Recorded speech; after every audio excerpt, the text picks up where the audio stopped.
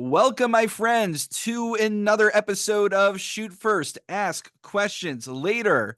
Today, we are joined by Rabbi Asher Bush, who serves as the Rav of Congregation Ahavas Yisrael of Wesley Hills and is a member of Frisch's Talmud, Tanakh, Halacha, and Jewish History faculty. He is the author of Shabbos and Shoel B'Shlomo, which for some of you who watch it on YouTube, which I know is a Mir HaMatzoi, you can see me holding up the first volume here, which contains 60 essays and topics of contemporary halacha. And also, I had the schus of seeing you, Rav Bush, at the RCA convention recently, and was able to get the second volume, which apparently contains over 80 essays in contemporary halacha. And this is something exciting because generally on the podcast, what I do is I have a rabbi, on occasion academic, come on, and they talk about someone else's Shilos Uchuvos.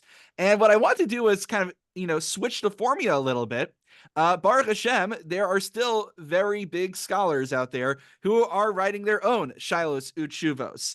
In particular, when I was going through the table of contents, I got a kick out of, I see that there's a topic on Kabbalas Pnei Rabo Beregel, visiting one's Rebbe on Yontif, which hopefully has Lamaisa applications on your end as a Rebbe at Frisch. And I was very grateful. I apparently heavily annotated this a few years ago when I first read it.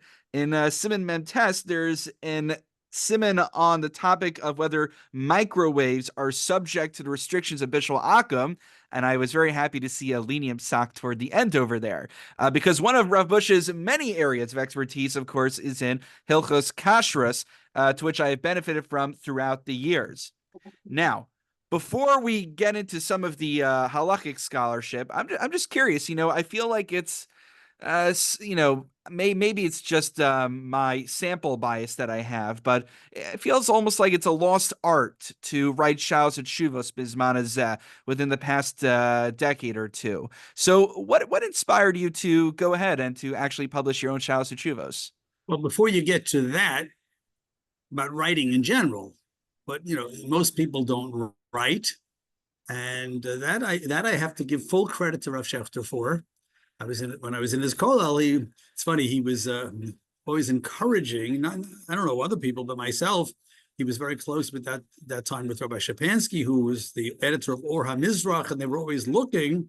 Rav Schechter was a big contributor, and as some other great Talmidei Chachamim, and he said, please write, I want you to write. So that's how I started writing in general, at his urging. In those days, it wasn't halacha, it was different topics in Gemara, what have you. But over the years, as you serve as a Rav, and that's what you get into, and sometimes I guess for myself, one of the most stimulating and exciting parts of learning is, dare I say, the chase. Meaning I've got this question that somebody asked me and I follow it through. And all of a sudden you realize that a lot of things really haven't been dealt with. A lot of things have been, of course, but there's all sorts of stuff that has not been fully and adequately dealt with. The life changes, situations come up that haven't been dealt with, and even some that have been dealt with, whether they've been dealt with in a manner that I find satisfactory or thorough, not necessarily. But it's a gradual process. You don't sit down one day and say, this is what I'm going to do. People say, oh, you're writing a book. No, I'm not writing a book. I wrote a piece here and I wrote a piece there. And that's more or less how that happens. Right. And then eventually it gets collated into a sefer. That's often the behind the scenes. So I think what you just alluded to was that hafoch ba'foch ba'dekulaba, as much as been written in terms of Torah topics, there's still a lot of work to be done. And you're certainly at the forefront of contemporary halachic application. So if we were to, give our audience maybe a little bit of a taste, a sample of what you address, what would be just 3 really important topics, shilos that you've received, and perhaps any novel ways of approaching it that you've employed? Well, before we get that, you mentioned something about greeting one's Rebbe. Truth of the matter is, people do that all the time. We think it's just courtesy that people line up to shake hands with the rabbi and say good Shabbos or good Yontif.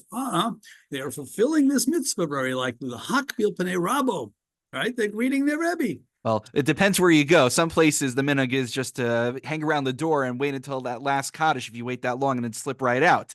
I think there's a tshuva in Igros Moshe. It's right before that whole series. I think it might be your Day Chelik Beis before all the conservative stuff, where Rav Moshe says, if after your aliyah you don't go up to shake the rabbi's hand, that's like, first of all, it's not kavod rav, and also I think it's he brings in maybe some aspects of theft as well.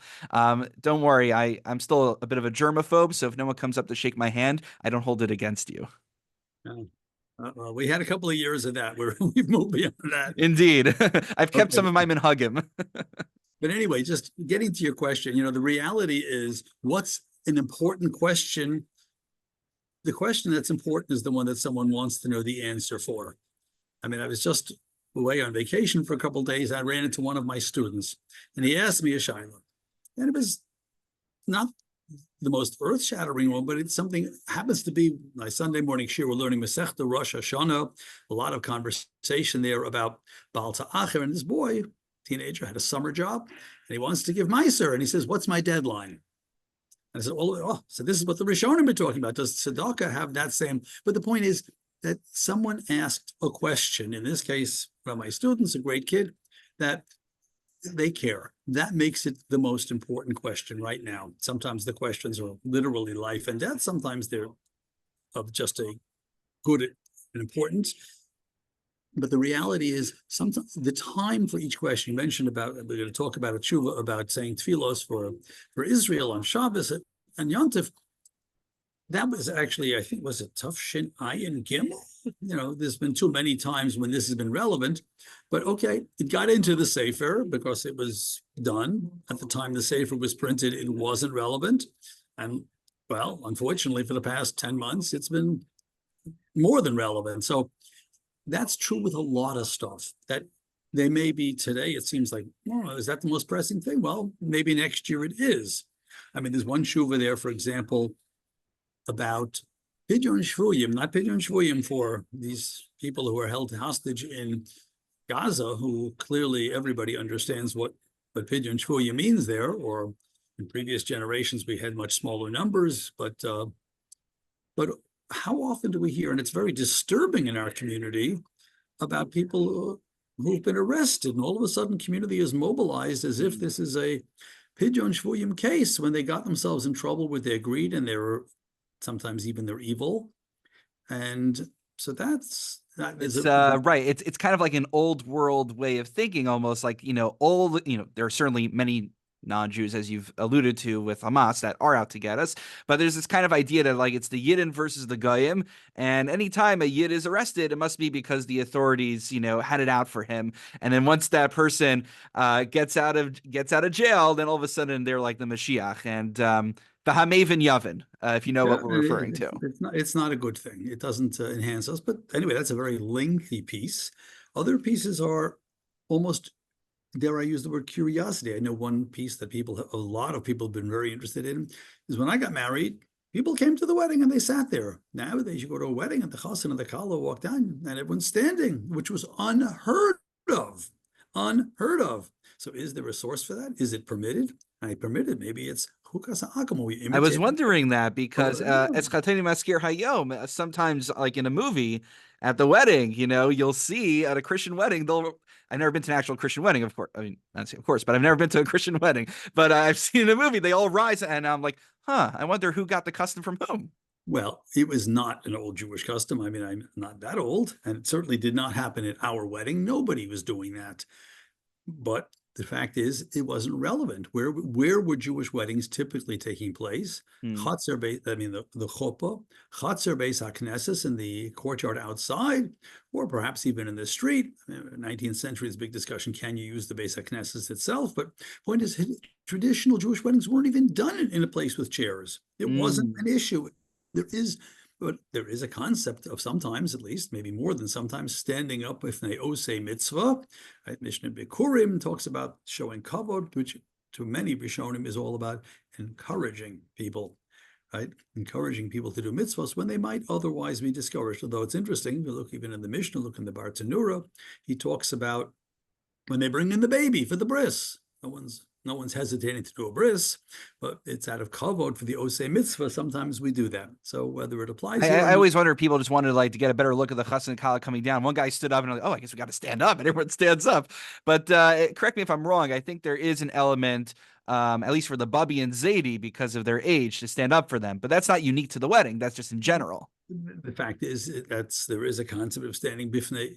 They save a tukum. It's a pasuk in the Torah, and it's one of the most ignored psukim in the Torah. So much so, you should know the Radvaz in his day commented that people weren't doing this, and people say they're Michael. They don't. He said, he writes that he actually asked the Zakanim, "Are you?" Because he wanted to have permission, explicit permission.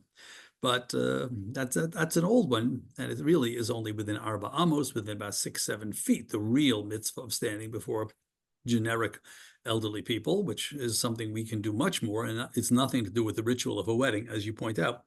Another piece which I constantly being asked about is vegetable washing. Ooh, that's a good one. That's a biggie, and the case over here, in the second sefer, there's a piece regarding pre-washed vegetables, pre-washed bagged vegetables, where if you read a lot of the literature from organizations, I'm honestly not sure what fact pattern they're talking about, because if you take a good look for yourself, and it's worth doing, frequently they're triple washed, even if not triple, they're pre-washed, they are extremely clean. So the question that comes up, the truth of the matter is they may have been extremely clean before they got washed too. I don't know. But is that, so do we look at the product as it comes before you? You are the Jewish consumer. You now have a bag of lettuce, cabbage, whatever goodies are in the bag, and it's clearly a very clean product. Even the non-Jewish people who buy that like good, clean products. That's what they're paying for. And that's why you're buying in a bag, for the convenience. So do we say that this is to be judged by what it is? And even if, let's imagine, and I say imagine because it's probably not factually nearly what it's claimed. Imagine you had a miut hamatzu, you had a significant minority of infestations in the pre-wash stage. But that's not your washing, that's what was done in a factory by the time it comes to you. So can you now view this as a miut she'eino matzu, as a very uncommon minority, and therefore not have to worry about it? So that's a real one that I get asked about constantly, that kind of stuff. So halach lemaisa for our listeners. Do you need to do any additional bedikas, any additional inspections on a triple wash, let's say, bag of spinach? I don't think so. Personally, I don't like to eat any produce without giving it a rinse, not because I would eat a bag of carrots without rinsing it, but I don't think so. No, the frequency is so extremely rare, extremely rare. I asked Rev Willig the same Shiloh a few years ago, and he basically said essentially that he said, it's good, should grab a few of the leaves, look at them carefully, and then you'll establish a chazaka on top of it as it sounded kind of like the cherry on top. I don't want to accidentally misrepresent him, so if anyone wants to know his psak, they should consult. We've talked about this matter many times. I imagine because the Vada Riverdale, right? Correct. But the second volume, a lot of the pieces are also health related. Oh. And that's so important. And it's not just because, we have to take care of that, but Torah is real. And one of the pieces which I think is very special is about a person who's in a wheelchair, calling them for an aliyah Torah. Oh. And sometimes it's not so possible to get in the right place, whether it's because of an elevation or because of just physical furniture there where a wheelchair can't fit between normal place where an Ola can stand. And how can we manage that to include this person as much as possible? We're not talking about keeping them on the other side of the room. That's not real. Remember at the beginning of COVID, we were hearing about people, that's therapy, that's not halacha. That, somebody's sitting, even crazy case, there was minyanim when they were, on balconies, and I'm on the north side, you're on the south side, I'm reading the Torah and you're saying a bracha. We're not talking about that. We're talking about standing as close as physically possible, or sitting in this case. One of the main concerns, I believe, is that in theory, you're supposed to be reading along with the Baal Koreh. If you get the Aliyah, you're in theory the Baal Koreh, right?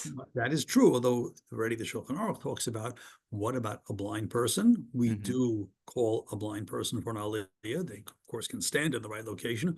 Well, what about a person who's perfectly sighted but they don't know how to read from a Torah, which is much more common in many communities, that they can't.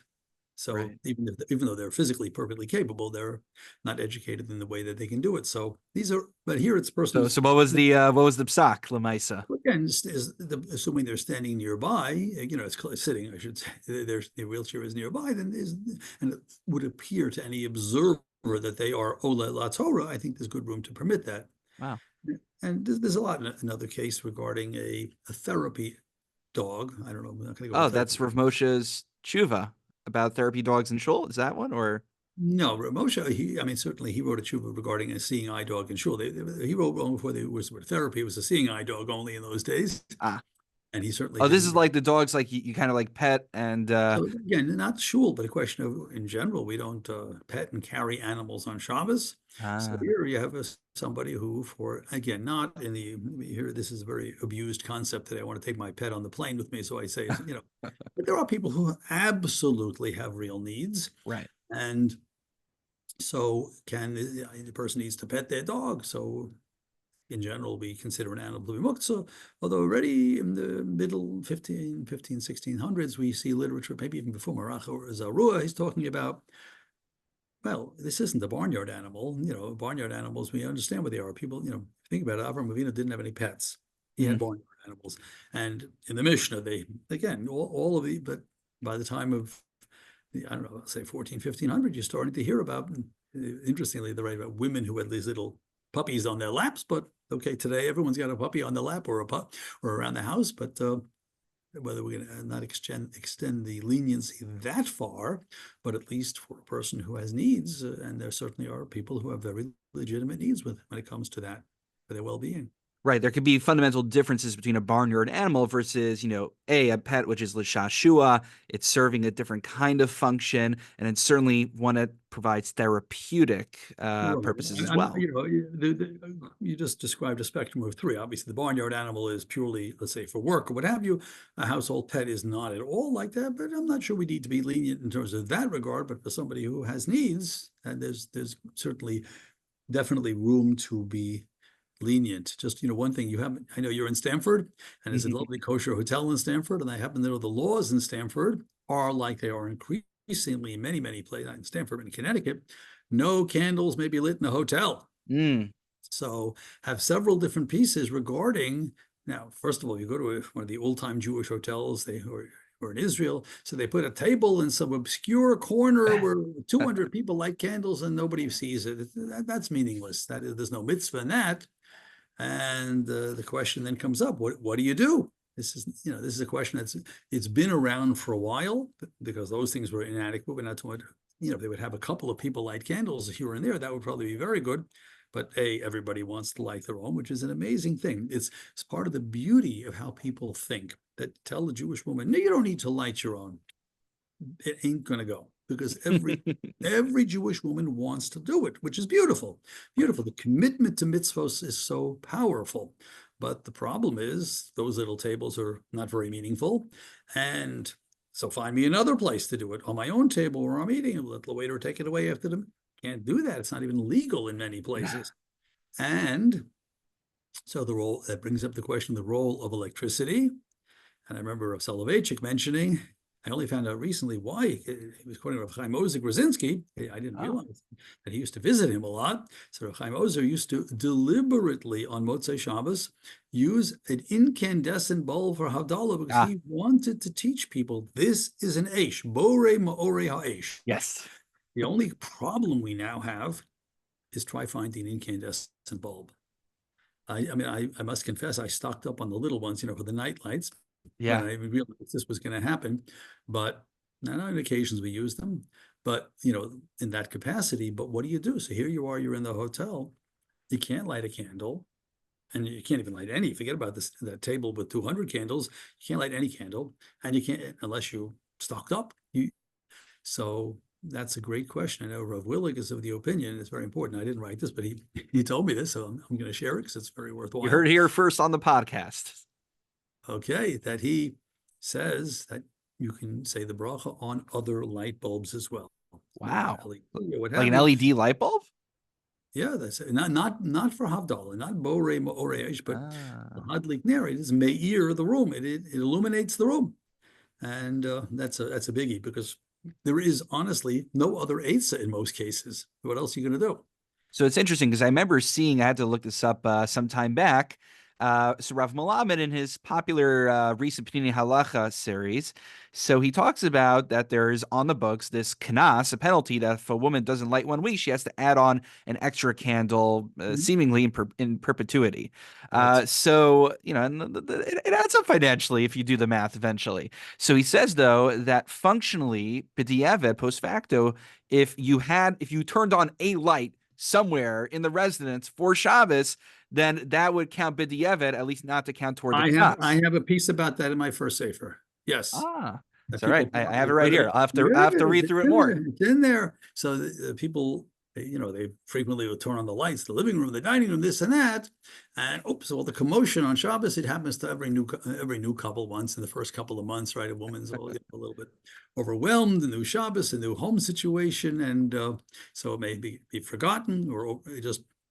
But the lights were turned on the Shem Shabbos. And that's the funny thing because we kind of think about the candles nowadays because we have electricity in our homes. We think of it as this purely spiritual ritual process, which is that element to it. But it serves a very functional purpose that if you didn't light the candles for Shabbos, that was one of the concerns that you'd be bumping over things. You wouldn't be able to see. Those were the lights That for is the Shabbos. primary. You should know a couple of, what was it, last year? That's shown bias. Last year, we have a generator. We have a lot of blackouts where I live. I have a generator, and I was coming home. I saw some lights out. I said, "Okay, good. At least we put all that money into the generator. Good for us." And as I walked to my front door, the lights flickered and it went out. Oh my gosh, it failed. And we only found out later why.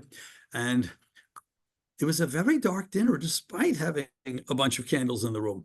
But you should know, Rav Soloveitchik was very makpid, that he says, "Well, wait a minute, I'm going to light the chandelier or whatever in the dining room, and then I'm going to light 2, 5, 10 candles, whatever number I'm going to do. What's the point of that?"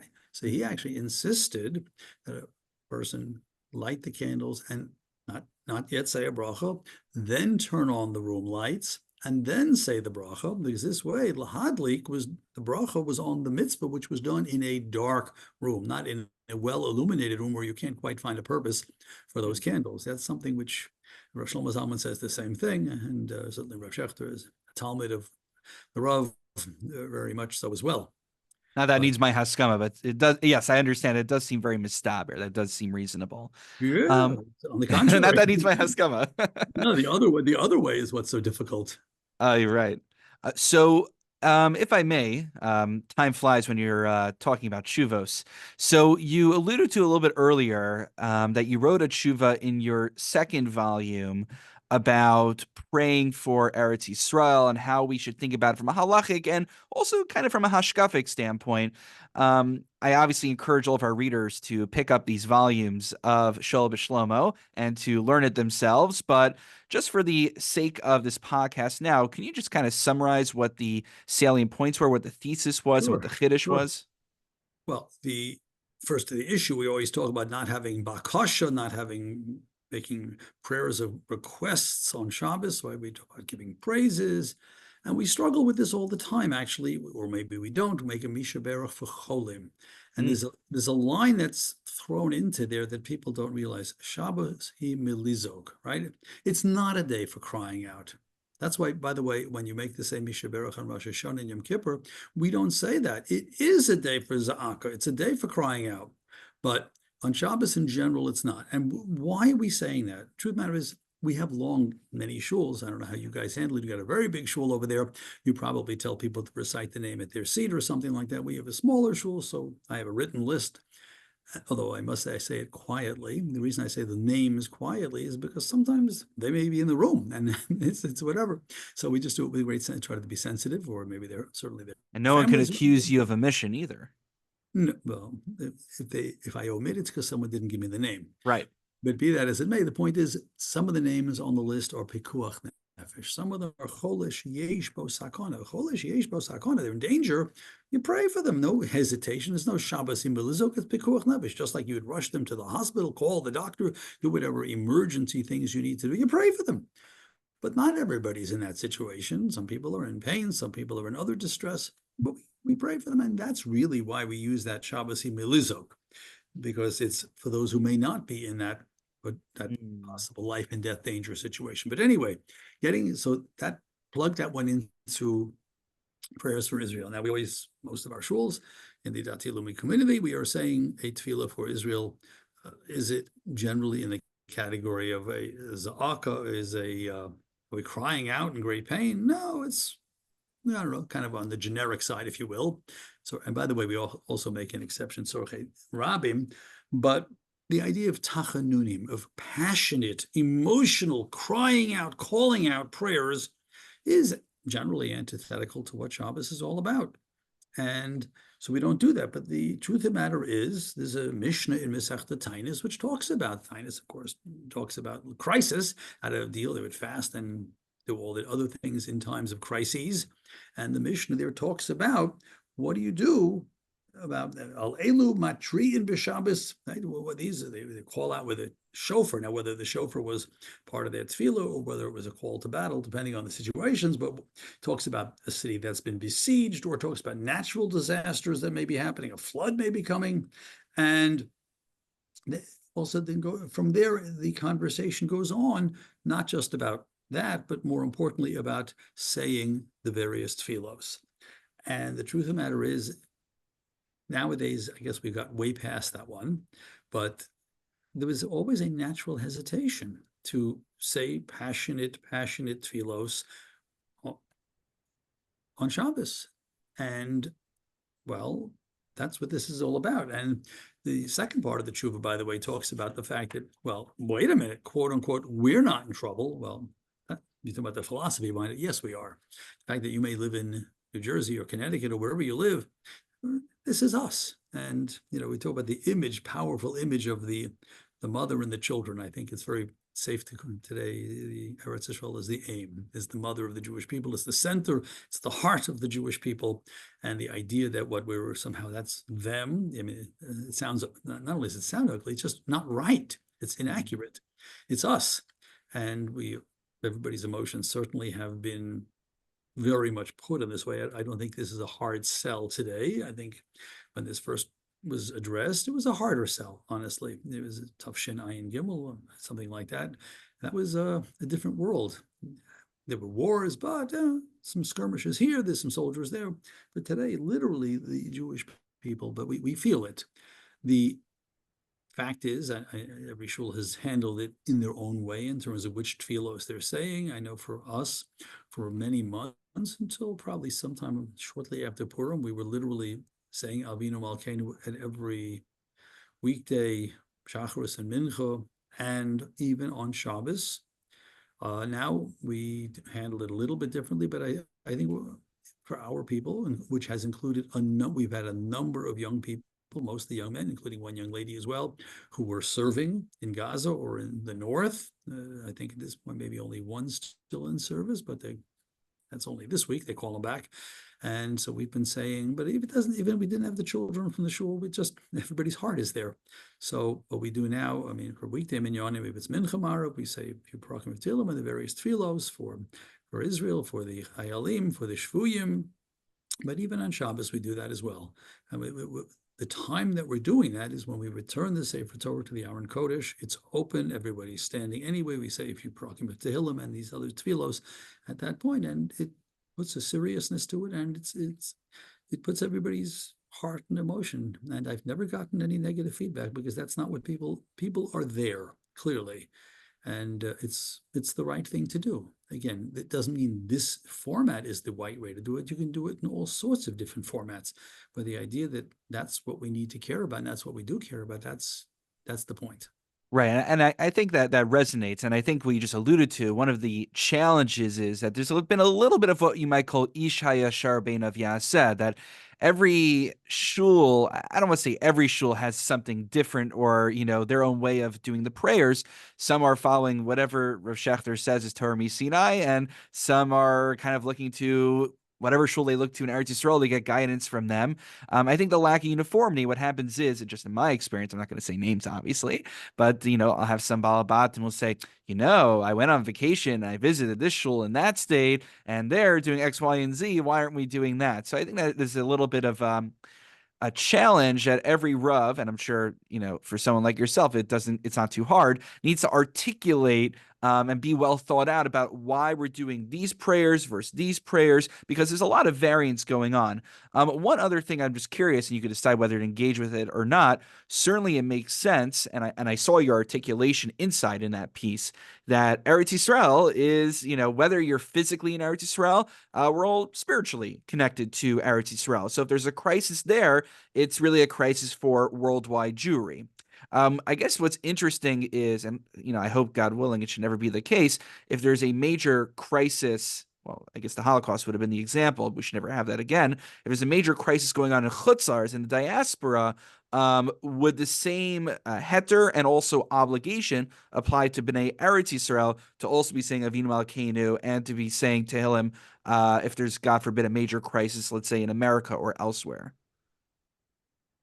Well, it's a good question. It's a very good question. Are people On Shabbos in particular, I should say, because during the week there's no Shaila. It's an interesting question. I'm not sure I have a full answer for you right now, so I won't necessarily give one. But the idea that we're supposed to certainly care, 100% care about people everywhere. I mean, the very idea, in the 70s, getting the Jews out of Russia, that was item number one on the agenda. Everybody cared, everybody acted, demonstrations and all the other stuff.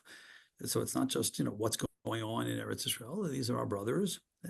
Sometimes events may impact smaller numbers of people. That doesn't make them less significant, but does it become the concern of worldwide Jewry? I mean, I can contrasting, those 3 million Jews who were prisoners in Russia, that did become the concern of worldwide Jewry, very correctly so.